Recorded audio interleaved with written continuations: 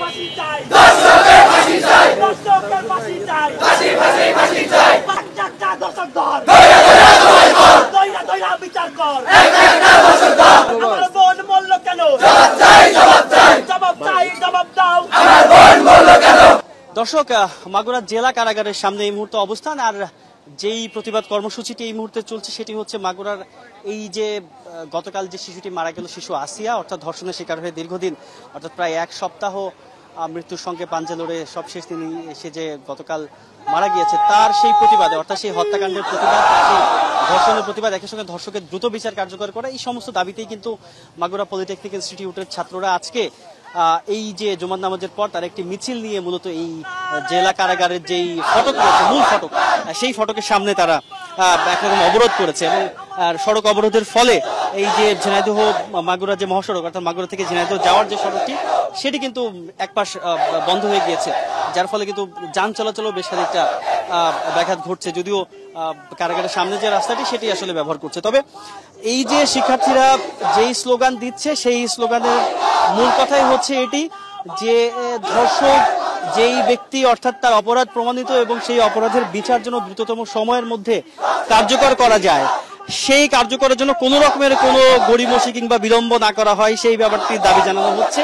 এবং যেহেতু এই যে মাগুরা জেলা কারাগার, এই জেলা কারাগারে এই মুহূর্তে এই মামলার যারা যে 4 জন আসামি তারা এই মুহূর্তে এইখানে রয়েছেন, এই দাবি, এই আওয়াজ, অর্থাৎ ছাত্রদের এই আওয়াজ যেন সেই জায়গাতে পৌঁছানো যায়, অর্থাৎ যেই মহলের কাছে তারা এই বার্তাটি পৌঁছাতে চান, সেই বার্তাটি যেন পৌঁছানো যায়, সেই প্রচেষ্টা রয়েছে যারা এখানে এই মাগুরা ঝিনাইদহ সড়ক অবরোধ করেছেন, কিংবা তারা বলছেন তাদের ভাষায় যে জেলখানা অবরোধ করেছেন।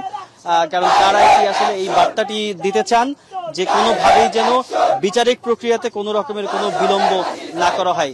যেটি বলা হচ্ছে যে এরকম একটি ন্যাক্কারজনক ঘটনা পরবর্তী সময়ে কেউ যেন ঘটানোর সাহস না পায়, সেই রকম একটি উদাহরণ তৈরি করতে হবে, সেরকম একটি বিচারিক প্রক্রিয়ার উদাহরণ তৈরি করতে হবে, যার ফলে পরবর্তী সময়ে কেউ এরকম ন্যাক্কারজনক ঘটনা কেউ যদি ঘটাতে চায় কিংবা প্রচেষ্টা চালায়, সেটি তখন তাকে যেন সেটি মনে করিয়ে দেওয়া যায় যে বাংলাদেশের যে বিচারিক প্রক্রিয়া, সেই প্রক্রিয়া অত্যন্ত কঠোর এবং সেই বিচারিক প্রক্রিয়াতে যেন একটি উদাহরণ তৈরি করা যায়, সেই বার্তাটি রয়েছে এই যে মাগুরা পলিটেকনিক ইনস্টিটিউটের শিক্ষার্থী যারা আজকের এই অবরোধ যে কর্মসূচি সেটিতে তারা এই বার্তাটি দিচ্ছেন।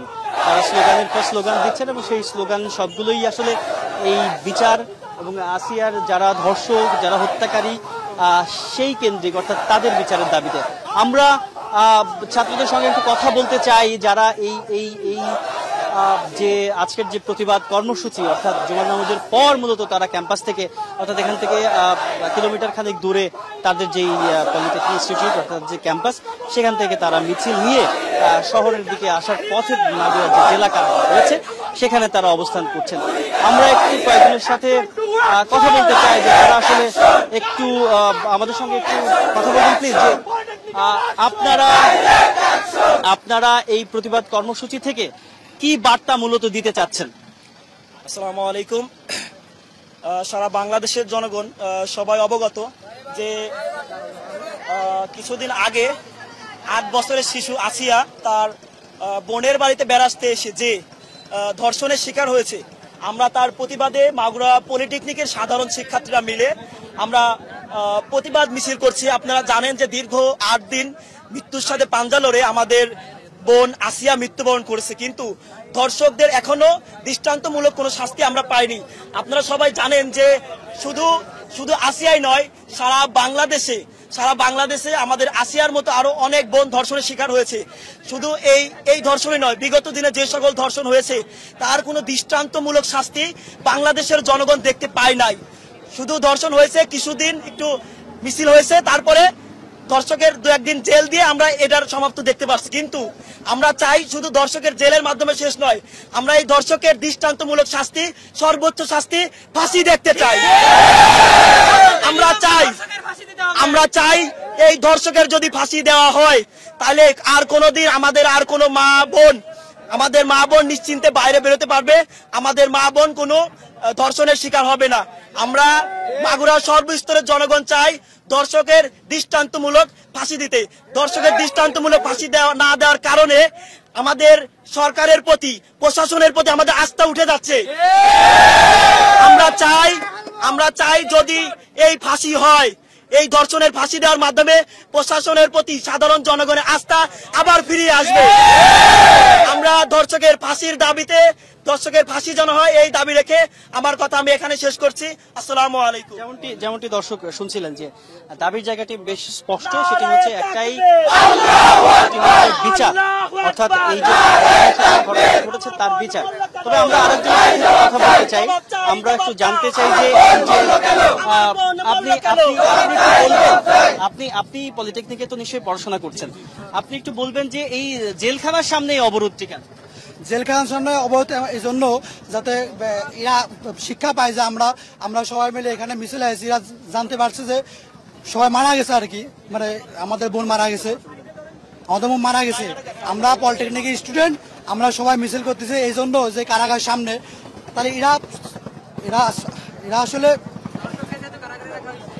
দর্শকের সাথে কারাগারে রাখা হয়েছে, এই জন্য আমরা এখানে মিছিল করতেছি আর কি। আমরা জানান দিতে চাচ্ছি যে কারাগার থেকে বাইরে করে বায়না মোড়ে আসে, আমরা সবাই ওইখানে ফাঁসি দেখতে চাই, বায়নাতে একমাত্র ফাঁসি দেখতে চাই, আমরা ফাঁসি চাই, আমরা বায়না মোড়ে অবশ্যই অবশ্যই অবশ্যই বায়না মোড়ে আমরা ফাঁসি দেখতে চাই। দাবি একটাই, বায়না মোড়ে ফাঁসি চাই, বায়না মোড়ে ফাঁসি চাই। সবাই মূলত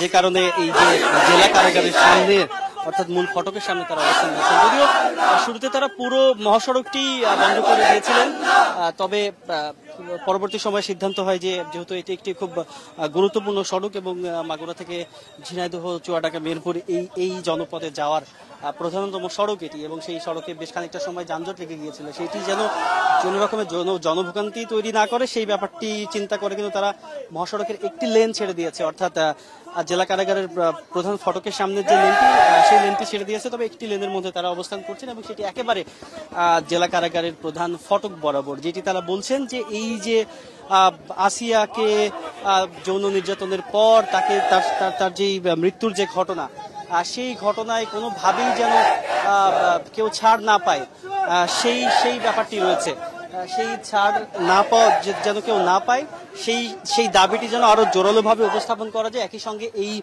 কারাগারে যারা এই মুহূর্তে রয়েছে তাদের জন্য কোনোভাবে বিচারিক প্রক্রিয়ার মধ্যে কোনোভাবে যেন তারা ছাড় না পায়, সেই দাবিটি বা সেই বক্তব্যটি আরো জোরালোভাবে উপস্থাপন করতেই মূলত মাগুরা জেলা কারাগারের সামনে মাগুরা পলিটেকনিক ইনস্টিটিউটের যারা শিক্ষার্থী তারা জুমার নামাজের পর মিছিল নিয়ে এসে তারা এই তাদের যে সংক্ষিপ্ততম কর্মসূচি, সেই কর্মসূচিটি তারা পালন করেছে।